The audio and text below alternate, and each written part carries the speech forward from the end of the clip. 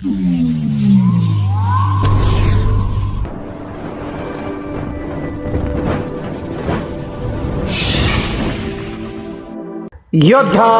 News Marathi. Rajgurunagar नगर परिषदेत भ्रष्टाचाराचा महास्फोट. शिव अनुष्का अपार्टमेंटच्या अवैध नोंदीवरून रुपाली राक्षे यांचा घणाघात. राजगुरुनगर. शिव अनुष्का अपार्टमेंट या प्रकल्पाच्या नावाखाली नगर परिषदेत नियमांची अक्षरशः पायमल्ली झाली असून बांधकाम पूर्ण होण्याआधीच आणि कोणतीही रीतसर परवानगी नसताना तब्बल 29 फ्लॅटच्या नोंदी दफ्तरी कशा झाल्या असा सवाल करत सामाजिक कार्यकर्त्या रुपाली राक्षे यांनी पत्रकार परिषदेत प्रशासनाला धारेवर धरले. यावेळी त्यांनी नगर परिषदेच्या कारभारावर 12 गंभीर प्रश्न उपस्थित करत दोषी अधिकाऱ्यांवर कारवाईची मागणी केली आहे. काय आहेत रुपाली राक्षे यांचे मुख्य सवाल? 1. विनापरवाना नोंदींचा प्रताप. 2024 मध्ये शिव अनुष्का अपार्टमेंटचे काम केवळ पायाभरणी फाउंडेशन स्तरावर होते. मग इमारतीचे बांधकाम पूर्ण होण्याआधीच आणि कोणतीही बांधकाम परवानगी नसताना नगर परिषद दफ्तरी फेरफार नोंद झालीच कशी? 2. 29 फ्लॅटची सुपरफास्ट नोंद. दिनांक 26 जुलै 2024 रोजी नगर परिषद आकारणी यादीत नोंद केली जाते आणि अवघ्या 3 दिवसात म्हणजेच 29 जुलै 2024 रोजी 29 फ्लॅटच्या नोंदी लावल्या जातात. इमारतीचे अस्तित्व नसतानाही इतक्या वेगाने कागदोपत्री काम होण्यामागे नक्की कोणाचे आशीर्वाद आहेत? 3. फाईल नेमकी गेली कुठे? या प्रकरणाची शहानिशा करण्यासाठी मुख्य अधिकारी आणि कर विभागाकडे संबंधित फाईलची मागणी केली असता आमच्याकडे अशी कोणतीही नोंद नाही असे उत्तर देण्यात आले. जर रेकॉर्डवर नोंद नाही तर मग नगर परिषदेच्या आकारणी यादीत 26 जुलैची तारीख कशी काय दिसते? ही फाईल जाणीवपूर्वक गहाळ करण्यात आली का? 4. सुविधांची खिरापत कोणासाठी? ज्या बांधकामाला परवानगीच नाही तिथे नळ आणि लाईट कनेक्शन देण्याइतकी मेहरबानी नगर परिषदेने का दाखवली असा सवाल राक्षे यांनी विचारला आहे. 5. अर्जाविना प्रक्रिया.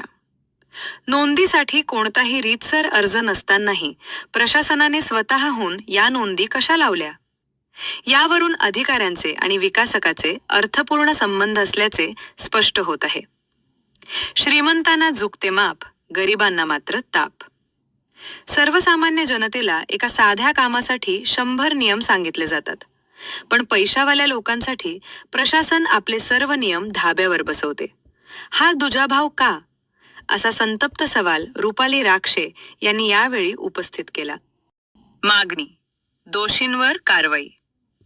नगर परिषदेच्या या संशयास्पद कारभाराची उच्चस्तरीय चौकशी करून संबंधित दोषी अधिकाऱ्यांवर कडक कायदेशीर कारवाई करावी.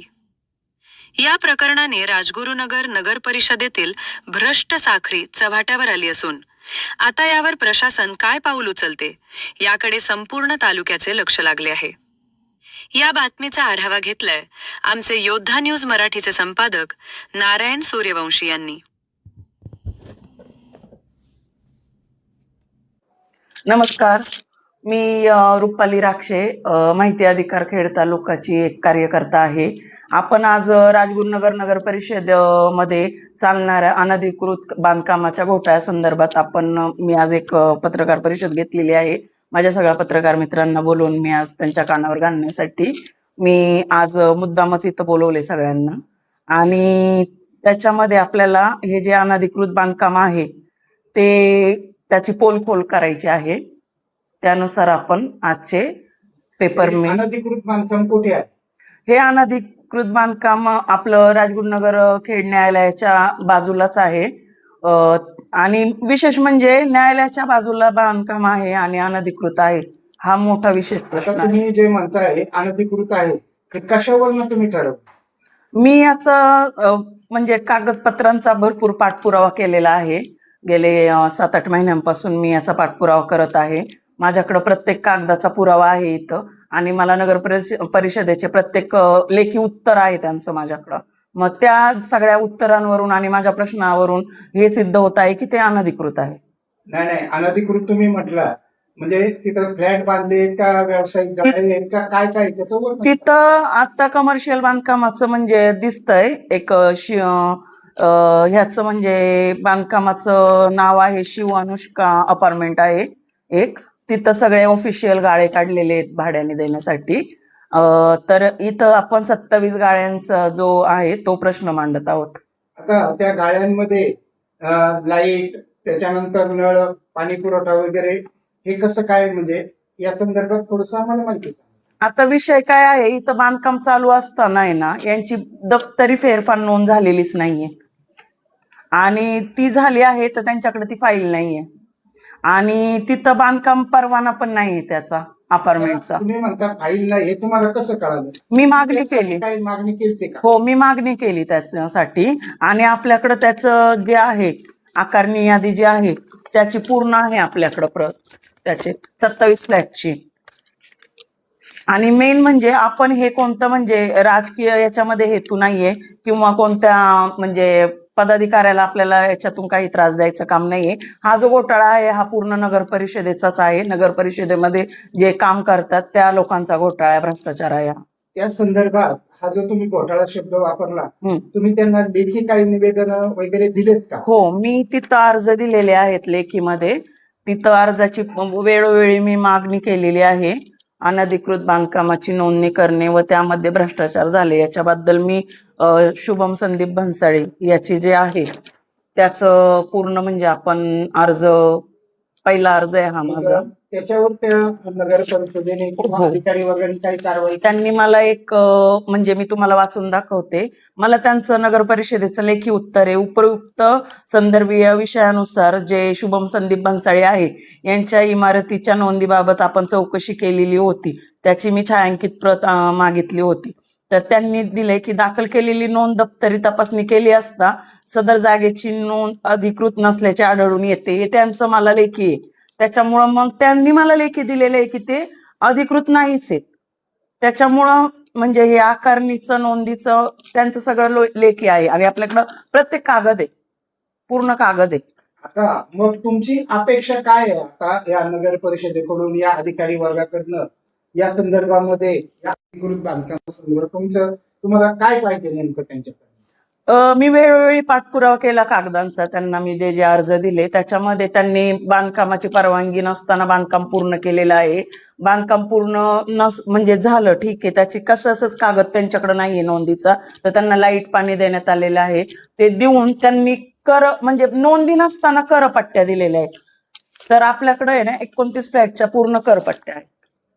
आणि तुम्हाला जर न्याय नाही मिळाला तर तुम्ही काय भविष्यामध्ये आपल्याला न्याय नाही दिला तर तसं मी नगर परिषदेच्या सीओ साहेबांना तोंडाने सांगितलंय, तोंडावर समोरासमोर जाऊन की मी तिथे आंदोलन करणार आहे आणि मी लेखी त्याची प्रोसेस करून आम्ही तिथं आंदोलनाचा त्यांना पूर्ण इशारा दिलेला आहे. आणि माझी अशी मागणी आहे की तुम्ही सगळे कागदपत्राद्वारे मला दिलेलं आहे की ते अनधिकृत आहेच आहे, मग तुम्ही ती म्हणजे आहे ना तर त्याच्यावर कारवाई करून, अनधिकृत बांधकाम आहे त्याच्यावर कारवाई करून ते लवकर पाडण्यात यावं अशीच माझी शेवटची इच्छा आहे. तुम्हाला न्याय मिळेल असं तुम्हाला वाटतं का? तुम्ही एवढे या सर्व बाबींची पूर्तता केली, जर नगर परिषद ही खरी म्हणजे प्रामाणिकपणाने काम करत असेल तर त्यांना मला न्याय दिलाच पाहिजे.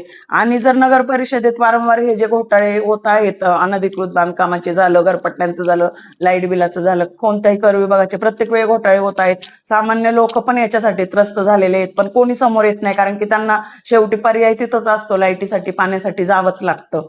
त्याच्यामुळं आवाज कोणच उठवत नाही याच्यावरती. त्याच्यामुळं त्यांचं असं म्हणजे सगळं दाबून गेलेलं आहे. त्याला नगर परिषदेची परमिशन लागते. हो, आपलं कोणतंही ग्रामीण शेतच कुंपण जाते अशा प्रकारे हा. हो. परंतु मग याच्यामध्ये त्यांचा उद्देश काय म्हणजे हा नक्की कोणाचा फायदा त्याच्यामध्ये? इथं विषय काय आहे, इथं आहे ना मी तुम्हाला आत्ताच सांगितलं, इथं कोणत्याही आपल्याला राजकारण्याचं नाव घ्यायचं नाही, इथं कोणत्याही पदाधिकाऱ्याचं नाव घ्यायचं नाही. हा जो विषय झालाय पूर्णपणे पैशाच्या जोरावर झालेला आहे. म्हणजे ज्याच्याकडे पैसा आहे त्याचं कोणताही पेपर नसताना तिथं तत्काळ त्यांना लगेच उपलब्धता भेटती. तर आपल्यासारख्या सामान्य जनतेला मग का नाही देते? तुम्ही जर पैशावाल्यांना सगळी प्रोसिजर करून देताना त्यांना चक्रा मारायला नको. त्यांना जर त्यांचं बांधकाम होण्याआधीच करपट्ट्या देताय, बांधकाम होण्याआधीच सगळं देताय, सुखसुविधा देताय, तर मग तशी सुखसुविधा तुम्ही प्रत्येक जणांनाच चालू करा ना. नाही, पण काही- इथं 10x10चं रूम बांधायला सुद्धा तुम्ही प्रत्येक कायद्याचं प्रोसेस सुद्धा मॅडम हे बघा, हे चुकीचं आहे ना. चुकीचं आहे, पूर्ण गुन्हा आहे हा. नगर परिषद जे अधिकारी याच्यावर हे करतात त्याच्या सहभागितावर वरिष्ठ हे करतील का? पूर्ण कारवाई इथं करतील का? म्हणजे काय इथं problem? करायलाच पाहिजे. कामं करताय तुम्ही, गव्हर्नमेंटची पदं घेऊन बसलेले आहेत तिथं, तुम्ही एवढे शिक्षण घेऊन बसलेले आहेत, तुम्ही मग जागा अडवताय प्रत्येक एखाद्या सुशिक्षित. नाही मिळालं तर आपण काय करू शकतो? आपण आंदोलनाचा तीव्र इशारा दिलेला आहे त्यांना. दिलेलं आहे. हो, आंदोलन आपण करणार आहोत, मग ते कोणत्याही प्रकाराचं. मॅडम, तुम्ही आता आम्हाला काही कागदपत्र दाखवले त्यामध्ये त्यांनी कर वसूल केलेले काही पावते आहेत. हो आहे, त्या नक्की कशा आहेत? त्या ज्या त्यांनी आहे ना, मग मी तेच बोलते, त्यांनी जर तुम्ही बोलताय त्या विभागाची नोंदच नाहीये त्या याची तर याच्या सगळ्या पावत्या आहेत आपल्याला 27 फ्लॅटच्या. मग या पावत्या कसं काय, जर तुमच्याकडे नोंद नाहीये ना, आता समजा माझं घर आहे त्याची नोंदच नाही तर तुम्ही माझ्याकडनं पावती घेणार आहेत का? नाही घेणार. हे सगळं म्हणजे चुकीचंच आहे, हे पूर्ण चुकीचं आहे. आणि यांच्याकडं जेव्हा आपण माहितीचा अधिकार टाकतो तेव्हा त्यांची उडवाउडीची उत्तरं असतात. आणि विशेष म्हणजे आपण त्यांच्याकडे जाऊन 2-2, 3-3 तास त्यांच्यासाठी बसावं लागतं तिथं. आणि आपण तर काम म्हणजे रोज काम करणारी मंडळी आहेत, शेतकरी येतात तिथं बसून राहतात, कामाची लोक सुट्ट्या काढून तिथं बसून राहतात. आणि तिथं असा नगर परिषदेचा म्हणजे एक हे झालेलं आहे ना, भोंगळा कारभार, की जेवायला गेले ना आज सगळा स्टाफ जेवायला जातो, मॅडम, तिथं कोणी सुद्धा नसतं तर 1-1, 2-1.5 तास जेवायला जातात तिथं. पाठपुरावा आपण केव्हापासून करताय? किती दिवस? नगर परिषदेचं मी वेळोवेळी म्हणजे प्रत्येक गोष्टीसाठी पाण्याचं वगैरे इथून मागं आम्ही केलेले आहेत, बरेच एक प्रश्न सॉल्व्ह केलेले आहे. आता आपण अनधिकृत बांधकामाचं हे करतोय, हे मी 7-8 महिने म्हणजे 9 महिने झालेले हे करते. 9 महिन्यापासून तुम्ही हे करताय. हम्म. बरं, ठीक आहे. आज नगर परिषद झालेली आहे, त्याच्यानंतर आता बघूया तुम्हाला पुढचं काय करायचं ते आपण. आता नवीन दिवाळी आहे. हो, सीओ साहेब नवीनच आलेले आहेत, मागे गेले होते तेव्हा पण नवीनच होते. तर त्यांना मी सांगितलं वेळोवेळी की असं होत आहे इथं, तुम्ही लक्ष द्या, असं तसं. तर ते थोडंसं हसून वगैरे उत्तर देणार आणि जाणार. आणि त्यांच्याकडे मला एक गोष्ट अशी आढळून आली, ज्यावेळेस मी त्यांना भेटण्यासाठी माझ्या कामातून वेळ काढून मी स्वतः जात होते, मी प्रत्येक वेळी नगर परिषदेत जाऊन 2-2, 1-1 तास तिथं असते, कुणी लवकर उपलब्ध होत नाही. पण जे मोठे, जे मी तिथं एक सिस्टम पाहिली, जे पैशावाले येतात ना, ज्यांचे म्हणजे जे असे दिसतात ना जहागीरदार, त्यांना लगेच सुखसुविधा, त्यांना लगेच गेलं का चहाचे कप, पाण्याच्या बॉटल सगळ्या उपलब्ध असतात. आणि आपल्यासारखं असं कोपऱ्यात बसून असतं, आपल्याला साधं कोणी पाणी पण विचारत नाही. म्हणजे आपण सामाजिक काम करतो, आपण समाजासाठी राबतोय, तरी आपल्याला साधं एक गोट कोणी पाणी घे म्हणत नाही. आणि बाकीच्या येतात त्यांना चहा, कॉफी, कोल्ड्रिंक सगळं तिथं लगेच उपलब्ध असतं. तुम्ही एखादा अशा वेळेस तक्रारी अर्ज दिलाय का? ह्याच्यासाठी तर नाही दिला मी, कारण की नवीन सीओ साहेब आलेत आत्ता, तर त्यांचं आणि माझं काही म्हणजे एवढं हे झालं नाही. जे मी अर्ज वगैरे टाकते मागच सीओ साहेबांना मी अशासाठी भेटलेली आहे की असं असं होत आहे, तुम्ही त्याच्यावर म्हणजे हे करा.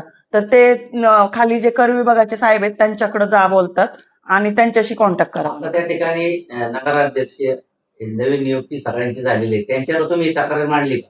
हो, मी नगराध्यक्ष साहेब मंगेशदादा गुंडाळ यांच्याकडे पण गेले होते. त्यांनाही सांगितलं होतं की असं असं म्हणलं तुमच्या याच्यात घोटाळा चालू आहे. पण ते आत्ता नगराध्यक्ष झाले, हे त्याच्या आधीपासूनच आहे, त्यांना हे माहित नव्हतं. तरी मी त्यांच्या कानावर घातलं होतं, तर ते बोलले मी बघतो, सांगतो, करतो.